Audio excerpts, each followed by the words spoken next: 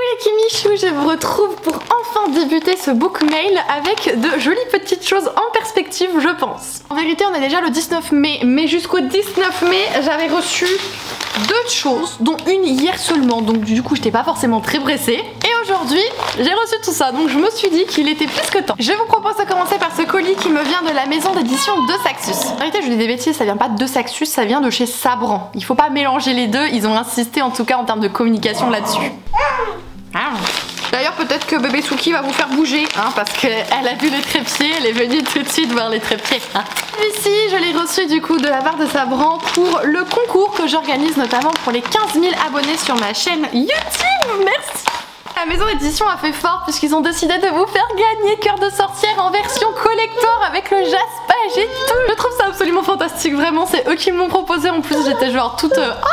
Donc de Guenièvre Gornicek. Pour ceux qui ne connaissent pas, en fait ici c'est de la mythologie nordique et on va suivre une demoiselle qui en fait ne peut pas mourir. Alors que même ici les dieux apparemment le peuvent et c'est tout ce que je sais puisque moi je ne veux pas en savoir plus pour ma propre histoire de lectrice, ça me suffit. Je pense que le concours sera déjà en cours, si c'est toujours possible pour vous d'y participer, il sera dans le petit i. Merci Suki pour ce petit mouvement. Vous voyez un tout petit bout d'elle juste ici, c'est rigolo. Et du coup, vous savez quoi, on va ouvrir un colis qui lui est dédié puisque ça me vient de la maison d'édition Grund et je sais pas du tout ce que c'est.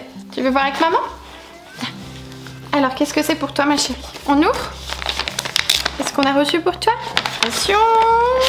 Tiens. Ouh, qu'est-ce que c'est ce pinette? Je viens de me souvenir que je l'avais déjà ouvert avec vous en vidéo, enfin bref. J'ai juste remis dans une enveloppe pour justement filmer le book mail, je l'avais ouvert en live avec vous. Elle est déjà à fond en train de tourner les pages, c'est trop rigolo. Il s'agit donc de ceci, c'est Je joue avec l'histoire Oli Petite Licorne, où en fait on a des autocollants à coller sur les différentes histoires. Et madame adore puisque ça fait partie de ses livres préférés, donc là on peut retrouver le petit dragon. Tu connais le petit dragon ma chérie? Je sens que ça va être compliqué de tourner, on va faire au mieux parce que là, madame elle est au moment où je tourne les pages. On va voir si Gabriella tolère que je continue cette vidéo. Et on va continuer avec le colis qui me titille le plus. Il me vient de chez Hugo, mais c'est genre un gros truc quoi, un gros carton. Je comprends pas ce que c'est. Cool, on va découvrir ça si Gabriella veut bien parce que là elle est en d'axe la louloute. Mais moi je suis trop impatiente. Alors qu'est-ce que maman elle a reçu ma puce? Oh, oh j'ai vu le sticker sur le carton. Ah, regardez-moi ça. C'est trop bien. Il y a un coffret, enfin ils ont fait un truc presse pour le tome 4 de Campus Drivers. Ah, attendez, je vais ouvrir. Je veux pas le déchirer, mais je crois qu'il va falloir que je le déchire. Non, si, je vais y arriver. Ah, j'ai réussi à l'enlever sans tout déchirer. J'ai un peu galéré en off, j'avoue. Du coup, qu'est-ce qu'on a dans ce carton? Je suis trop impatiente. Trop excitée. On va cacher le Suki, mais bon, on a le livre qui est donc soigneusement emballé. J'ai l'impression qu'il y a un petit quelque chose juste ici. Je sais pas ce que c'est, mais je suis genre en mode panique là, en mode genre. Je veux garder le sticker. Alors, il est gros en fait, hein, il est énorme, c'est le plus gros de tous. Alors, il sera en librairie le 24 mai, donc il sera déjà sorti. Voilà, voilà. Et alors, on a. Oh! Alors en fait on nous a fait faire un petit porte-clés avec un roller dessus. Voilà, je pense qu'il doit avoir un rapport avec l'histoire. Et on a également un petit fascicule comme ça qui se déplie avec la marque Impala Skate, que je ne connais pas du tout puisque je ne suis pas familière à ce milieu. On respire, il est dédicacé, on respire, on respire. Mais même le marque-page il est dédicacé. Regardez-moi ça. Hop. Et là du coup c'est la couverture du tome 5. Et là c'est donc la bête, à savoir Love Machine, puisqu'en fait on va partir sur un autre système que celui-là des Campus Drivers. La Love Machine c'est un peu pour emmener les gens à leur rencard en fait ici. Mon dieu, je vous dis il est dédicacé, Oh Hugo merci, c'est Squill merci, vous verrez jamais cette vidéo mais merci. Kimberly on repart comme sur des roulettes. Ouh, il est trop bien, il va pas falloir que je laisse traîner, J'avoue que là ça va être très dur de faire fort pour le restant de l'unboxing parce que là waouh. Juste waouh. Le prochain que je prends ça vient encore de chez Hugo, alors là c'est un truc beaucoup plus simple, il n'y a pas un kit et tout, mais du coup si j'ai déjà eu Campus Drivers et je me demande s'il n'y a pas du Styx Riders dans l'air, j'ai un doute là, on va vérifier ça. Non, oh Hugo il nous régale, vraiment il nous régale. Non parce que c'est le tome 4 de Styx Riders My goodness. La vengeance de Méduse de Calypso Caldin. Déjà sorti, je suis pute, oui. Le 17 mai, oui. Donc bah il est déjà sorti, même en vrai là. Mais j'en peux plus, oh, ça concerne qui déjà? Ah, on va avoir affaire à Snack ici. Ok. Ok, Snack est une personne extérieure en fait qui arrive. Oh mon dieu, mais Hugo, vous me régalez, merci, vraiment merci. Il ne nous reste désormais plus qu'un paquet, mais franchement on est très bien là. Il me vient de chez Adar Service, alors là du coup je sais pas. À moins qu'il y ait une maison d'édition avec laquelle j'ai l'habitude de travailler qui a changé de système, expédier les romans, sinon je vois pas. On y va. Ah, c'est Lumen. Ok, je pense que Lumen ont un peu changé leur truc, pas de problème. Il s'agit donc du premier tome de la saga Les monstres de papier, à savoir Les Cités rebelles de Anne Sein-Lin aux éditions Lumen du coup. Et on a reçu des trucs assez sympas, on a du papier pour origami. Truc que je sais pas faire, mais c'est toujours sympa d'en avoir. Dans le petit kit presse. Oh, on a un petit QR code pour faire nous-mêmes notre petit renard. Mais je veux trop faire mon petit renard. En orange en plus c'est trop beau le petit renard. Oh, je vais faire un petit renard je pense. Et là on est sur un roman qui me titille le pistil. Pourquoi? Parce qu'en fait c'est dépeint notamment comme ayant un côté similaire au studio Ghibli. Et je sais pas si vous connaissez mon amour pour le studio Ghibli, mais c'est genre high level, vraiment high level. Il n'y a que de super belles critiques, enfin c'est incroyable. Et d'ailleurs l'autrice est bibliothécaire, je trouve ça fou. Elle est l'étincelle qui ébranlera l'Empire. Il me titille beaucoup, j'ai hâte d'en savoir un petit peu plus, voir ce qu'il en est. On a pas mal de romans comme ça en ce moment, issus plutôt de plumes asiatiques. Et franchement, je suis trop heureuse. J'en ai pas encore lu un, je crois, sur les 3 que je possède, mais là c'est le 4e.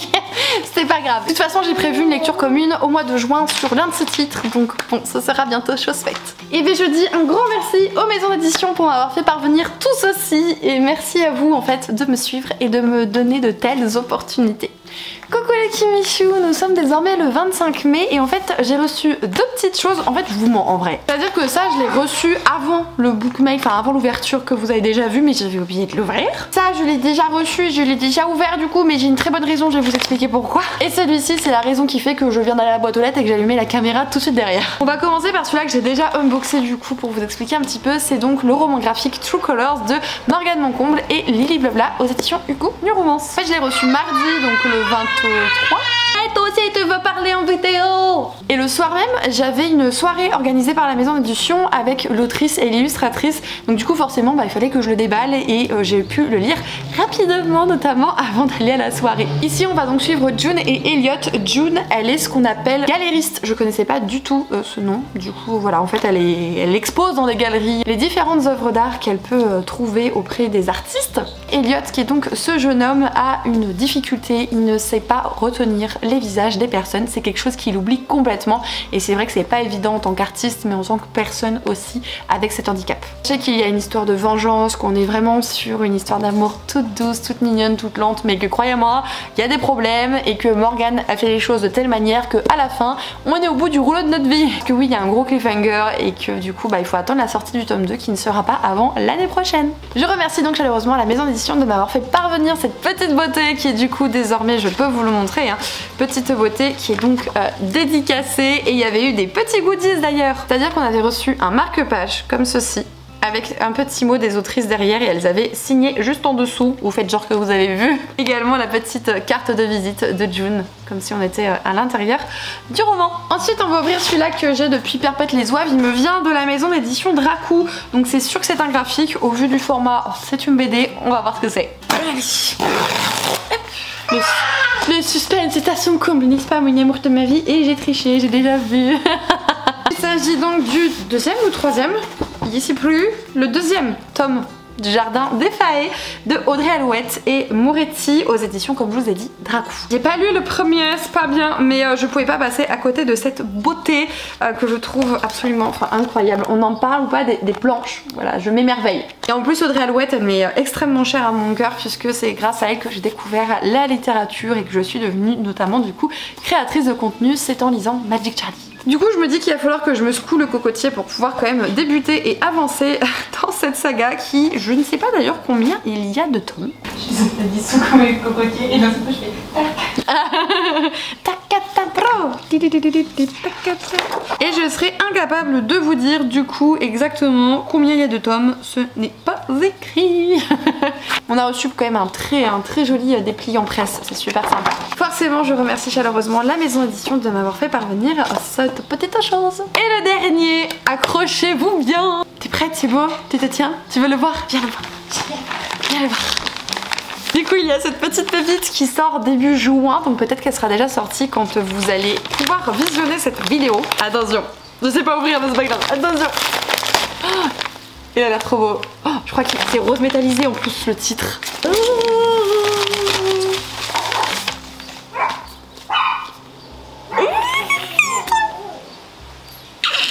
Oh, ils ont fait pareil en édition grimoire. Oh, fantastique. On va le déshabiller, on est prêt?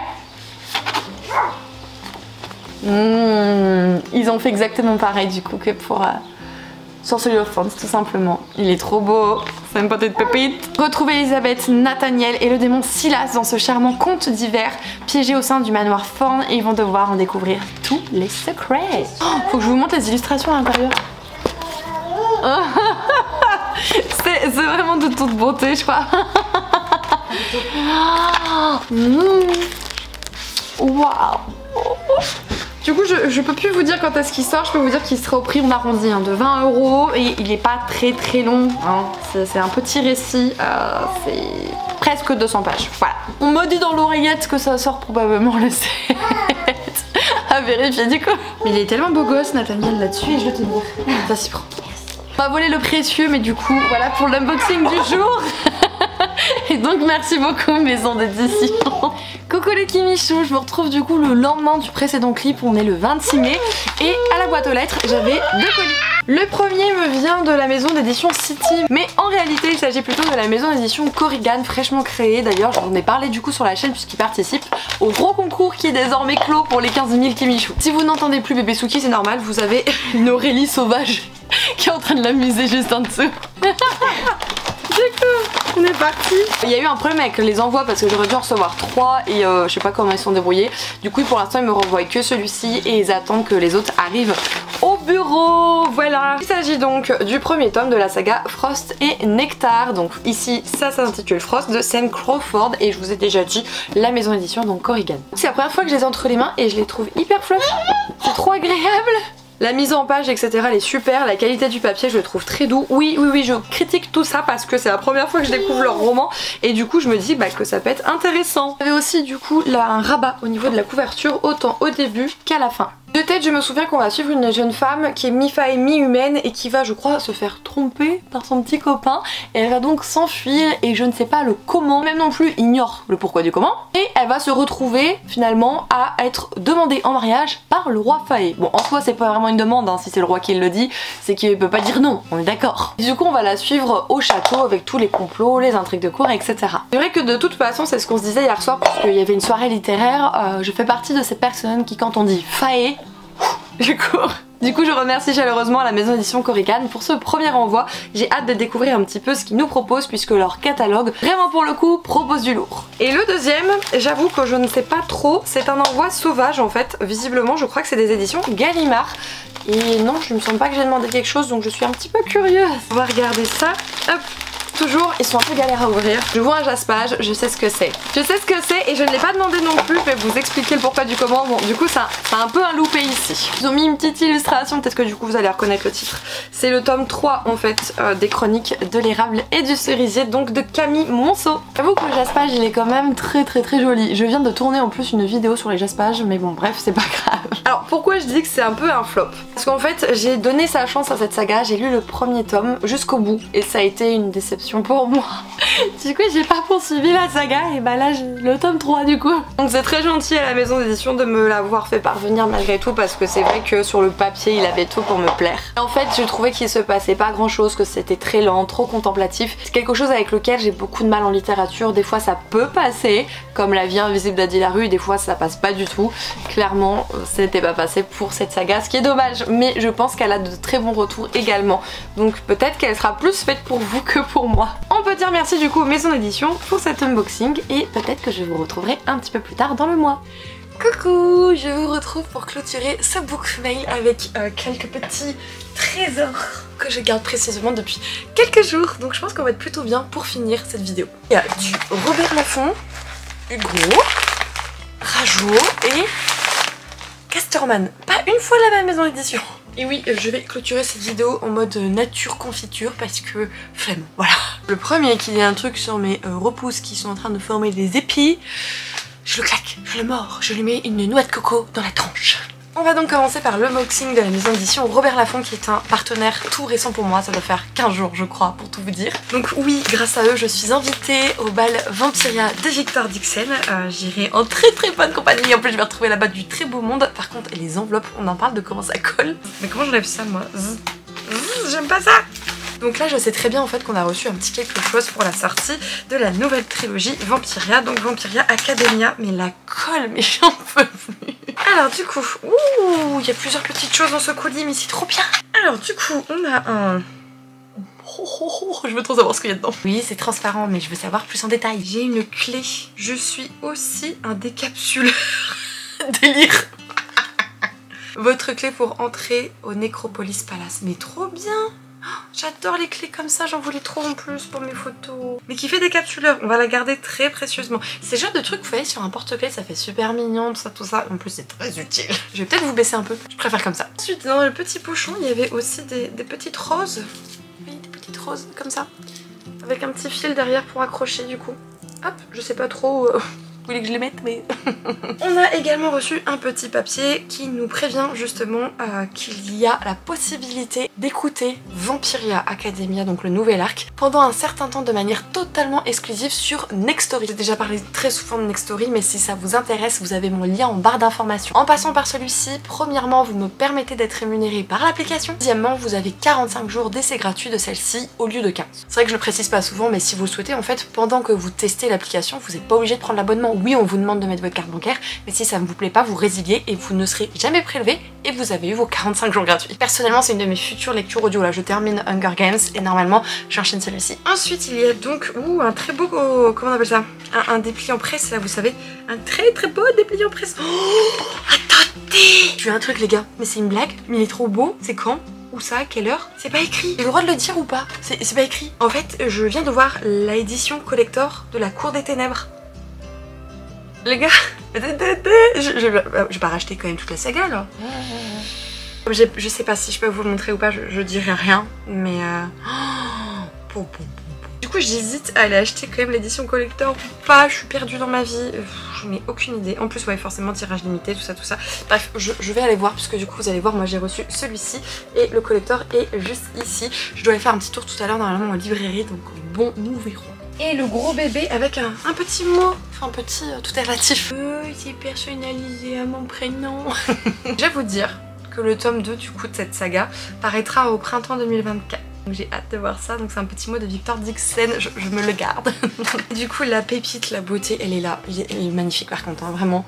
Il est incroyable. Voilà, et comme toujours avec les Vampiria, quand vous ouvrez, paf, vous avez un petit dépliant en plus. Donc du coup il y a quoi dans celui-là? Le tarot de Vampiria, bon celui-là je l'ai déjà acheté, la saga de base je l'ai déjà acheté aussi, et il y a également du coup les bandes dessinées aux éditions Soleil. Et au QQ c'est la même chose, je suis pute. Non, au QQ on a la carte de l'univers, mais c'est trop bien pensé. Vous sentez un bon moment de lecture là, je vous dis. Merci beaucoup sincèrement à la maison d'édition pour leur confiance, leur récente acceptation de ma personne au sein de leur partenaire, pour cette envoi presse, pour l'invitation au bal, vraiment je fangirl complet. Ça va être difficile de faire mieux là, parce que là c'était quand même hardcore, mais on va passer à ceci qui me vient donc des éditions Hugo.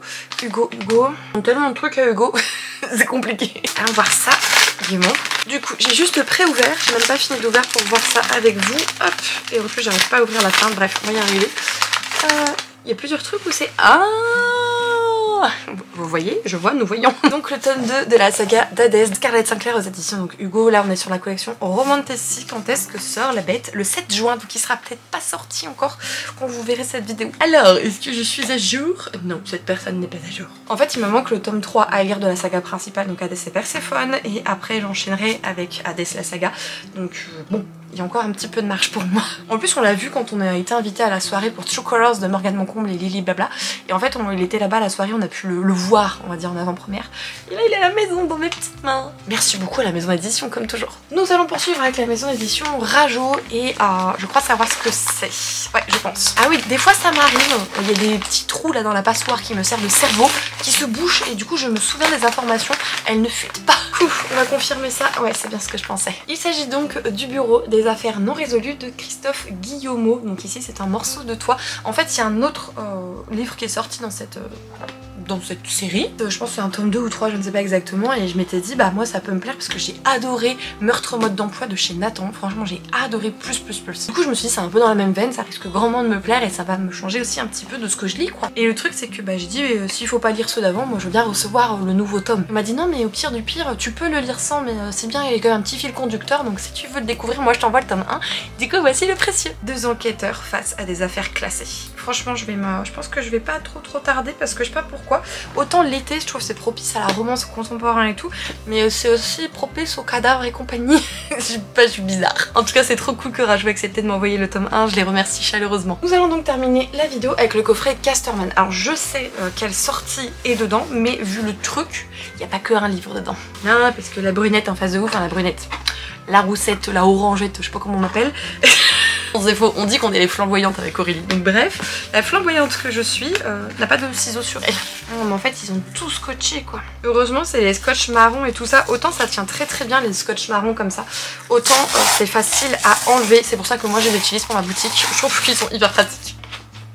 Aïe, ça fait mal ça. J'ai galéré, vous avez pas idée, je me suis fait mal au pouce en plus au passage, mais c'est ouvert, voilà. De faire des unboxings sans ciseaux, c'est pas très intelligent. Bon, on voit qu'il y a un papier de soie noir, et visiblement, je l'ai mal ouvert du coup, puisque je galère. Sous ce papier de soie, qu'avons-nous une petite lettre confidentielle, et pas mal de petites choses. Vous allez me prendre pour une zinzin, mais j'adore les lettres qui s'ouvrent comme ça, c'est trop bien. J'ai plus beaucoup de batterie, faut que je me dépêche. Oh, on a des petits papiers explicatifs un peu sur le... genre c'est confidentiel. Là, je pense que c'est là où ils vont s'évader de prison et tout.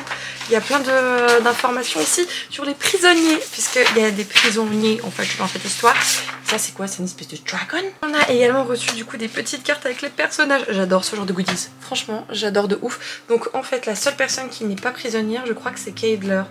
Je crois que c'est lui, et du coup Leta et sa sœur, et elle est prisonnière aussi au passage dans l'histoire. Pour ceux que ça intéresse, cette chose sort en juin, le 7 juin aussi, donc potentiellement pas sorti. Cette chose c'est League of Liars de Astrid Scholt aux éditions Casterman. Vous connaissez peut-être l'autrice puisqu'elle a écrit For Dead Queens et que personnellement j'ai adoré. En termes de synopsis, je vais aller très vite puisque je n'ai plus de batterie, je suis même pas sûre que ça aille jusqu'au bout de la vidéo. On va suivre un jeune garçon qui en fait adore chasser et punir les personnes qui utilisent la magie ultradimensionnelle, sauf qu'en fait il va avoir sa sœur et 2 autres personnes qui vont être prisonniers à cause de cela. Sauf qu'il va comprendre que c'est un coup monté et il va donc commencer un petit peu à tout remettre en question. Objectif, libérer du coup les prisonniers et les faire évader. Merci beaucoup Casterman pour cet envoi, franchement le colis presse il déchire, j'adore. Je suis sincèrement désolée d'avoir été assez expéditive sur la fin, mais là je suis obligée. Je vous remercie d'avoir regardé cette vidéo, j'espère que vous appréciez toujours autant découvrir un petit peu ce qui arrive à la maison, tout du moins dans ma boîte aux lettres, puisque vous ne voyez pas tout. N'hésitez pas à interagir avec moi dans l'espace des commentaires, si vous êtes un petit peu timide, vous savez qu'ici la noix de coco c'est l'emoji de soutien sur la chaîne. Je vous embrasserai fort, surtout prenez soin de vous les kimichous, et encore merci infiniment pour tout ce que vous m'apportez au quotidien.